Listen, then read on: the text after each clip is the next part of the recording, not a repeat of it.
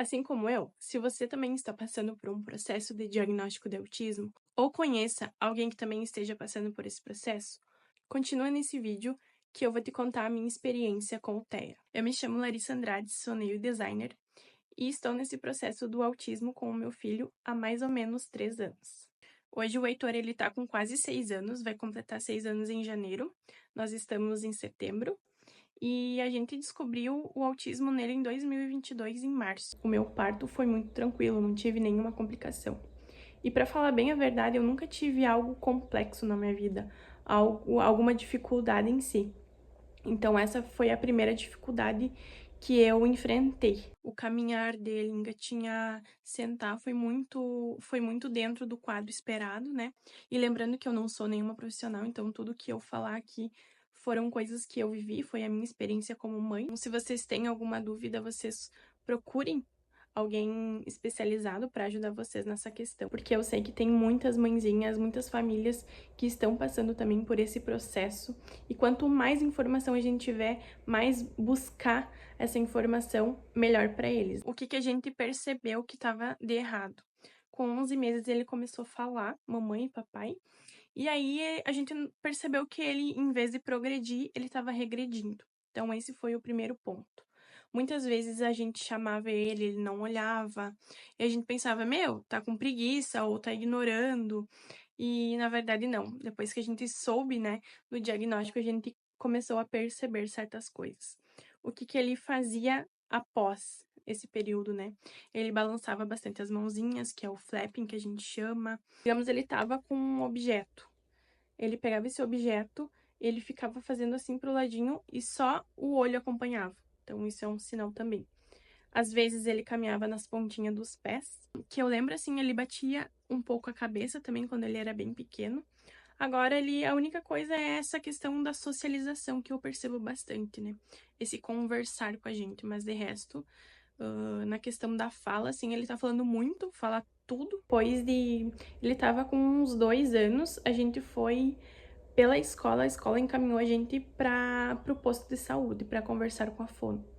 E aí eu não sei se ela já conhecia ele, ou se ela já tinha ido na escola, né, ter um acompanhamento com ele, mas quando a gente chegou lá, a gente sentou e o Heitor, ele pegou um brinquedo e arremessou assim na parede, do nada. E ela só olhou pra gente e falou, ele é autista. Foi esse o primeiro contato. E antes disso também a minha mãe, ela trabalhava na escola na creche onde ele estudava, e ela comentava comigo, porque ela tinha essa comparação, ela tinha como comparar, né, o Heitor das outras crianças. A gente não, a gente era pais de primeira viagem e a gente não tinha nem noção de como era esse desenvolvimento, mas a minha mãe foi percebendo e foi nos falando, olha, eu acho que tem alguma coisa de diferente. E eu sempre naquela negação, não, ele não tem nada, não é nada demais, ele vai falar no tempo dele, ele vai interagir no tempo dele, sempre naquela negação. E esse primeiro contato com a fono que a gente teve, no primeiro momento ela falou assim, ele é autista.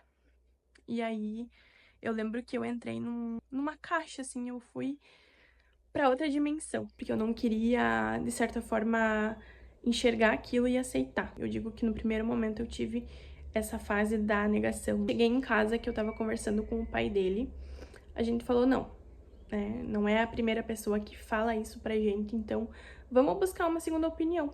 E aí foi quando eu fui para outra fono. No primeiro momento ela me disse que não, que ele tinha um contato visual, que na primeira consulta ele pegou um brinquedo e foi brincar com ela, ele quis interagir. Então que no primeiro momento ela não via sinais de autismo nele. Ele ficou um período do acompanhamento com ela.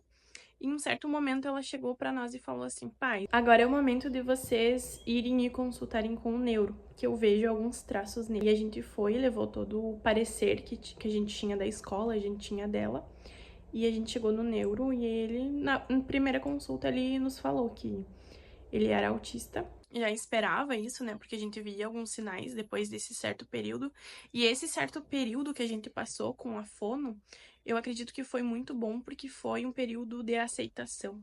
A gente reformular isso na nossa cabeça, que ele, quem sabe, poderia ser, e quem é mãe, quem é pai, a gente percebe que existe alguma coisa de diferente. As pessoas que sempre vêm me perguntar o que eu sentia, o que eu via nele, eu sempre falo que, independente se for, se não for, busque ajuda, busque informação, vá em profissionais e não fique esperando o tempo passar, porque o tempo para o autista ele é muito precioso. Depois de um tempo eu fui aprendendo que existem as quebras neurais e se passar desse período, eles não conseguem recuperar mais. Então, por isso que eu digo que o tempo ele é precioso e ele não volta mais. Quanto mais cedo tu fazer essa intervenção, melhor para ele, melhor vai ser o desenvolvimento depois. Depois, a consulta com o neuro, a gente começou pelo SUS mesmo, fazer acompanhamento com fono e a físio. Ele ficou um bom tempo fazendo.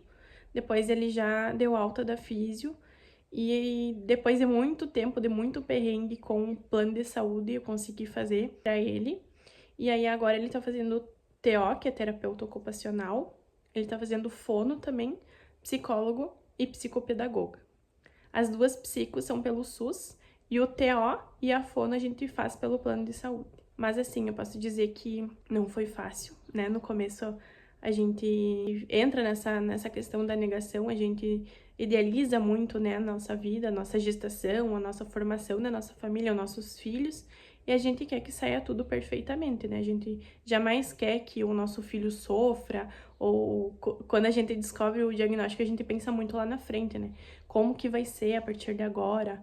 Como que vai ser na escola? Como ele vai ser aceito na sociedade? E aí, no começo, quando a gente não sabe o que é autismo, a gente acha que é o fim do mundo. Quando a gente tem esse diagnóstico, a gente acha que o mundo acabou ali.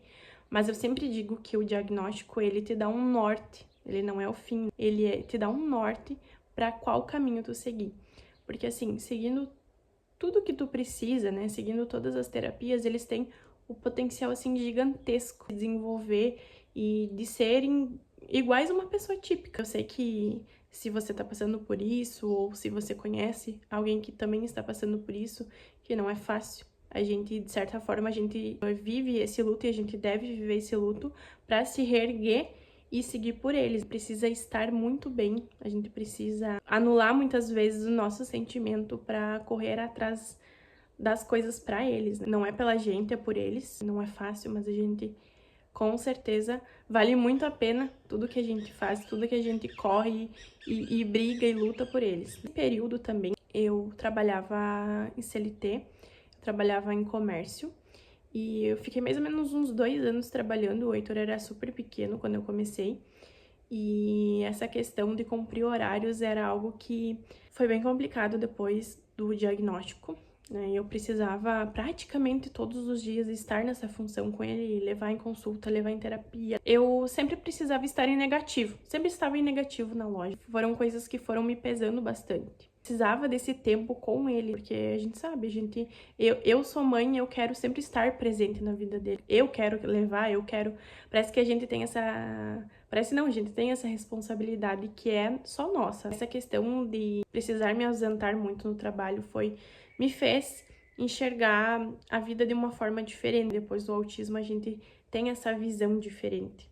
Passando por algumas dificuldades, eu pensei assim, poxa, eu preciso pensar em algo que faça eu ter uma renda extra.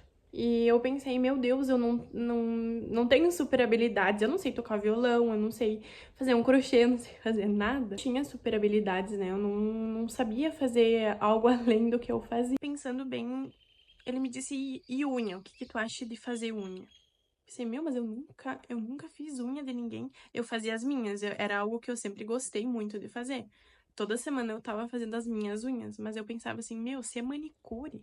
E a gente cria esse certo preconceito, né? Porque a gente escuta muitas coisas, então eu pensava, ser manicure, como assim?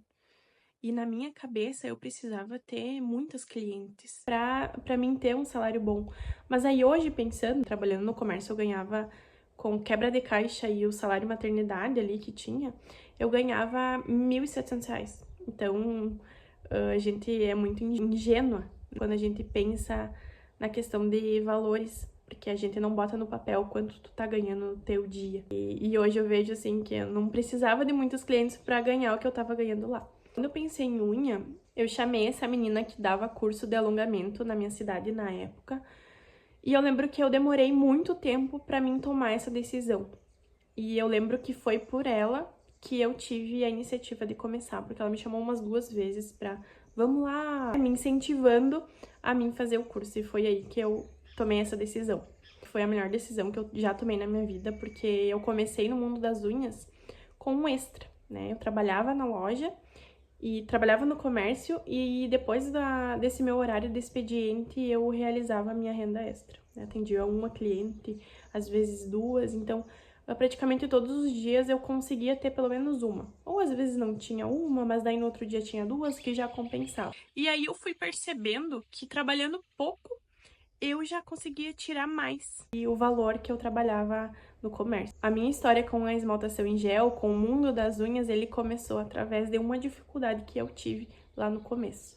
E quem sabe se não fosse essa dificuldade, eu nunca teria mudado a minha vida, teria mudado a minha história, porque é na dor que a gente encontra uma solução.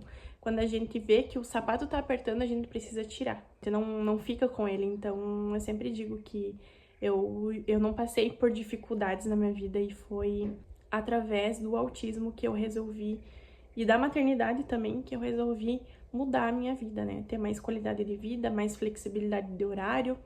E foi então nisso que eu encontrei uma saída para ter mais tempo com ele, levar ele em terapia e fazer os meus próprios horários, né? Porque é a melhor coisa que tem. E eu sempre digo, se tu tá na dúvida entre escolher o mundo das unhas e ficar no mundo da CLT, pense muito bem. Quanto tu está ganhando hoje, né? Quanto vale a tua hora, tu vai perceber que tu não precisa atender muitas clientes para tirar o que tu tá ganhando hoje. Seja uma renda extra ou seja viver disso. E assim, o mundo do CLT, ele é uma prisão. Às vezes as pessoas elas precisam abrir a sua mente para ver que elas podem muito mais.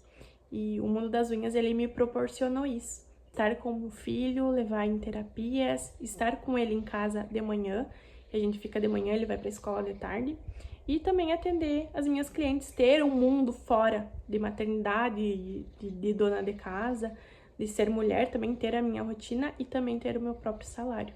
Dia 24/10, às 19h40, eu vou estar dando uma aula 100% online e 100% grátis para ti, que assim como eu quer mudar de vida, quer ter essa flexibilidade de horário e também faturar mais de R$5.000 por mês. Eu te espero, até lá!